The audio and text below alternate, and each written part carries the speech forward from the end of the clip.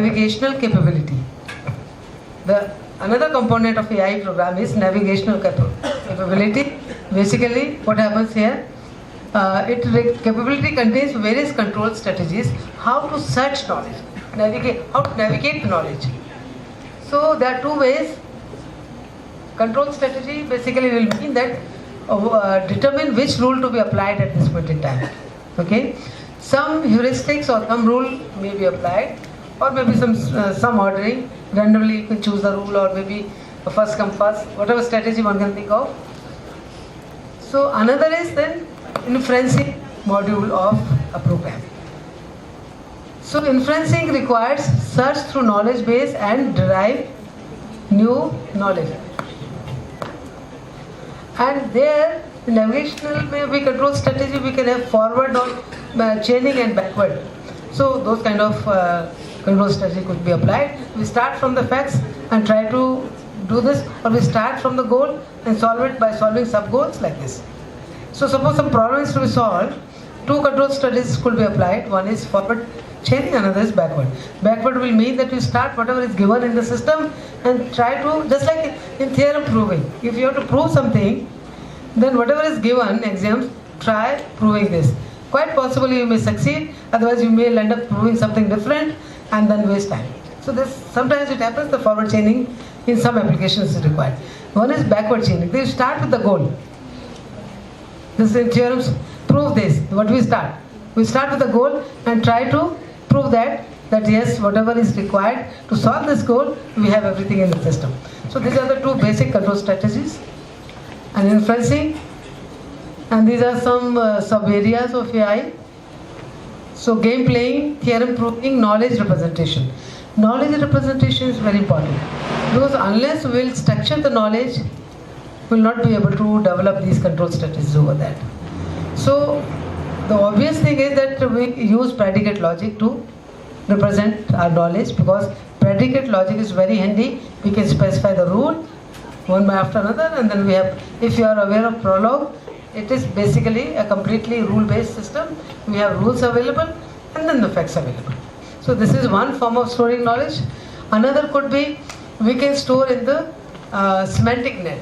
That will mean that we have on the top the abstract knowledge, then we have branches. For example, if I have to store the tree for the institute, so institute is one node, then it will have various functionaries, then within that various department faculty, and within that you will have students.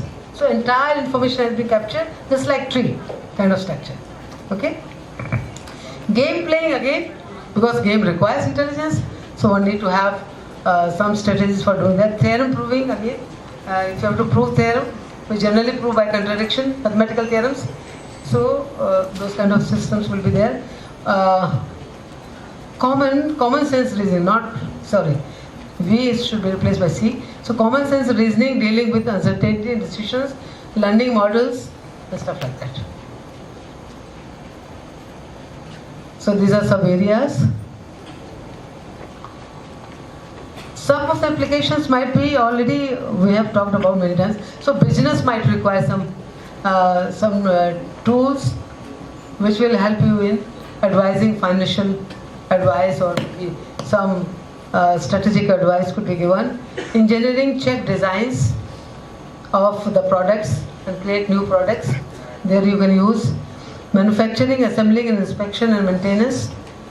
Mining could be not the data mining. The actual mining where is very dangerous for the human beings. You can build robots, and then there also one can think of hospital monitoring, suggesting, diagnosing.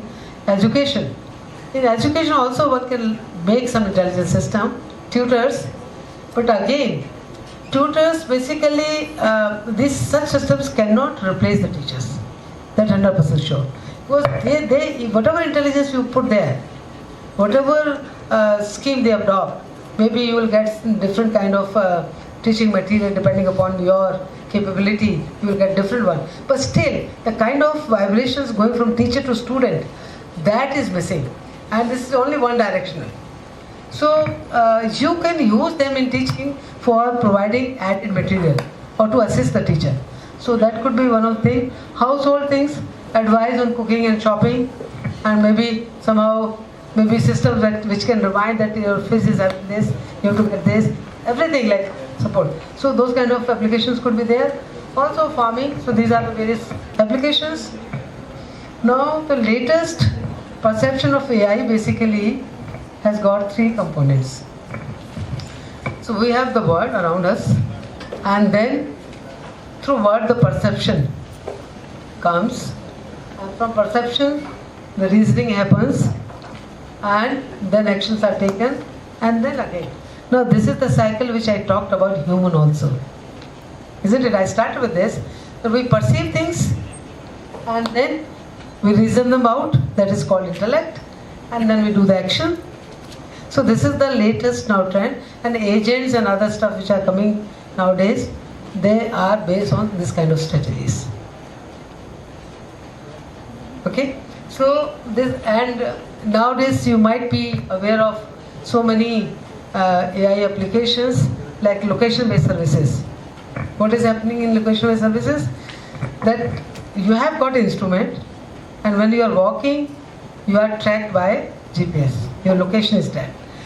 And nowadays, because the things are coming so fast, and our knowledge or maybe our capability is not that strong, that we should be careful while using such phones.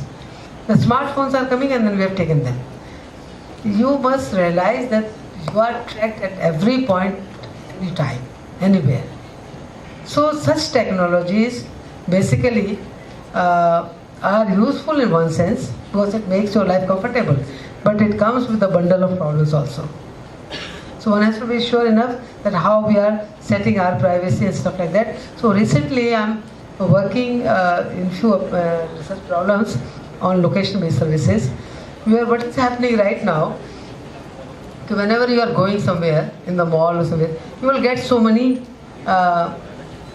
alerts or maybe something that you just this is happening. But what is happening at this point in time, everyone in the mall will get the same alert, isn't it? Everyone will get the same kind of recommendation or alert. Now the research problem is that I should be getting different alert than you, depending upon my liking or maybe my style of functioning or my whatever, personalized recommendation. So research work is going on that one should always, when we are moving, many people are there, but it should be a personalized kind of recommendation if required. So some intelligence is to be applied, personal data, personal profiling is to be done. For that one has to have some kind of information available about your functioning. So that is one area. Another is that once the informations are coming to you, your privacy or maybe security could be compromised. And then in that case, how I can make my life secure? Maybe when these politicians or great people are going, if their things are tracked, they are going where and here, then they could be in problem. So security and privacy is the one that what I want to share. And if I don't want to share things, it should not be going out. And security is, of course, the life and the stuff. So how to protect your privacy and security, keeping all the facilities which you want to enjoy. So then those kind of some such problems are there. Another problem which we are handling is that when we are walking on the road, a lot of information is available in network, isn't it? All social media stuff is available. Now, when I am walking here, then I should be knowing, I should have some intelligence system which can get information from the knowledge sources and get me according to my profile that these are the things nearby. Okay? For example, if you have traveled in air, you will get to know that your like path is traced, but you do not know which country or which city you are passing through. So that is a dynamic kind of thing to be captured. And for example, again, if I am moving in a car, I am moving, or I am going on cycle, or I am walking, information around that place where I am going should be such that I am getting the relevant information.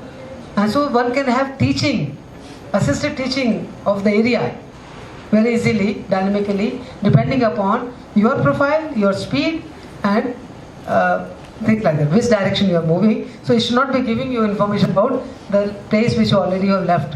So it should be like this. So this is another area where we can use the learning material which is available, and also some navigational type capabilities tool available, and then fuse them and then get some kind of dynamic information available.